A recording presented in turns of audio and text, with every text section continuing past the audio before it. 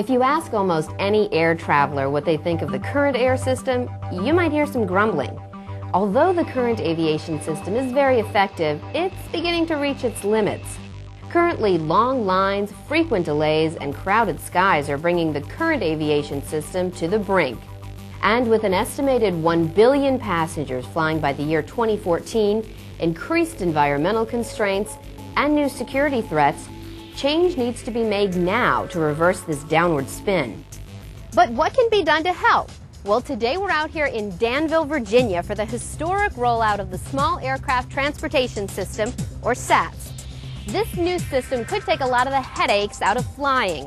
NASA, along with the FAA and the aviation industry, have teamed up and are out here demonstrating these new aircraft systems and how the technologies inside this aircraft could revolutionize flight as we know it. SATS is basically a vision, okay?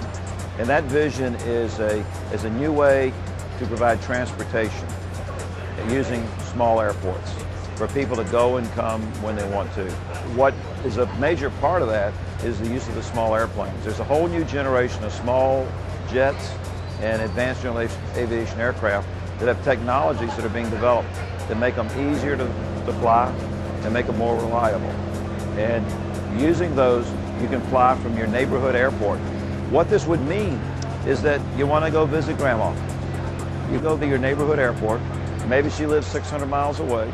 You never went through a hub or a spoke. You never changed planes. You never went through all of the frustrations and difficulties that you have today on whether your flight's going to go cancel or this type of thing. I think the analogy for SATS today goes back to many years ago where trains took people from city to city. And if you wanted to go to those cities, the train was very good. It worked real well.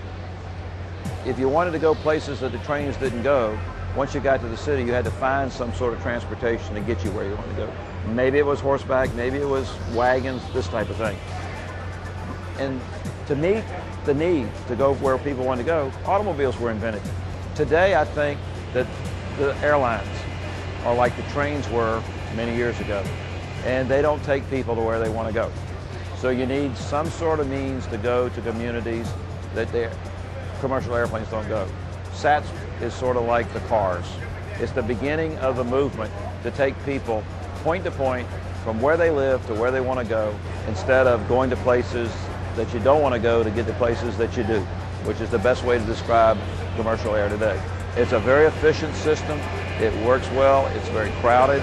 It's a wonderful way of transportation, but it doesn't take people where they want to go, when they want to go.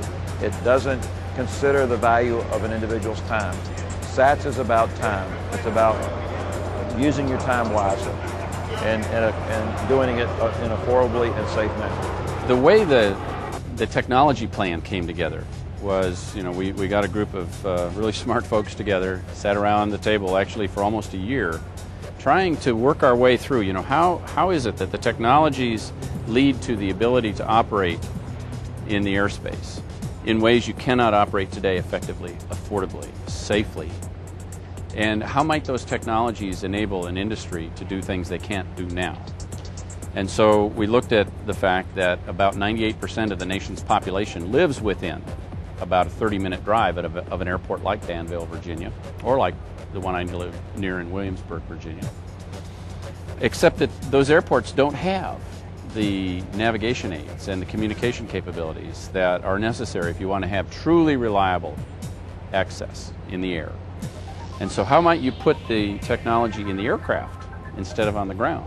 And that's the question we started with. And then that led to the ideas of what we call higher volume operations at airports that don't have towers, don't have instrument landing systems, don't have radar, don't have voice communications. And yet if you just simply put this capability in the aircraft, when the aircraft arrives, it brings everything it needs. Well, what a concept, we thought. And so that became one of the drivers behind moving this idea forward. And then we looked at, well, what about operating up and away in the altitudes en route with everyone else? How do we stay out of everybody's way? So we looked at technologies that can help with that as well. And then we spent some time trying to understand the economics and how it plays out in people's lives.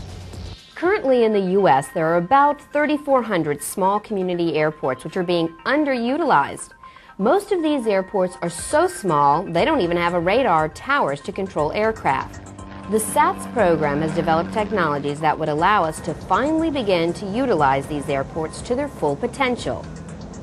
This new system will allow new classes of aircraft, including very light jets and other advanced small planes, to use these neighborhood airports to fly people from place to place rather than relying solely on the hub-and-spoke airport model of today.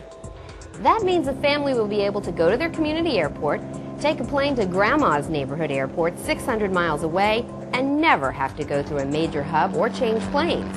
And with most Americans living within a convenient 30-minute drive from one of these small community airfields, the SATS program will prove to be a perfect fit.